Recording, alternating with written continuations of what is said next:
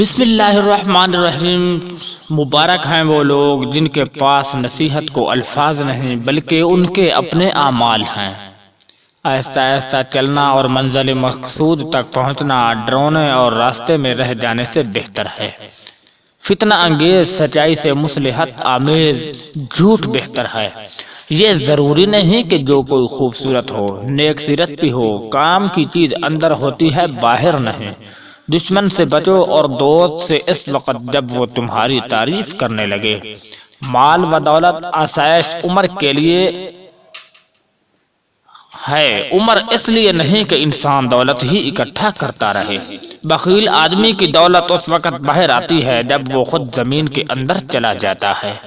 اس سے خاموشی تو بہتر ہے کہ کسی کو دل کی بات کہہ کر بھی اس سے کہا جائے کہ کسی سے نہ کہنا۔ تو نیک ہو اور لوگ تجھے برا کہیں، یہ اس سے اچھا ہے کہ تو برا ہو اور لوگ تجھے نیک کہیں۔ عقل مند آدمی اس وقت تک نہیں بولتا جب تک خاموشی نہیں ہو جاتی۔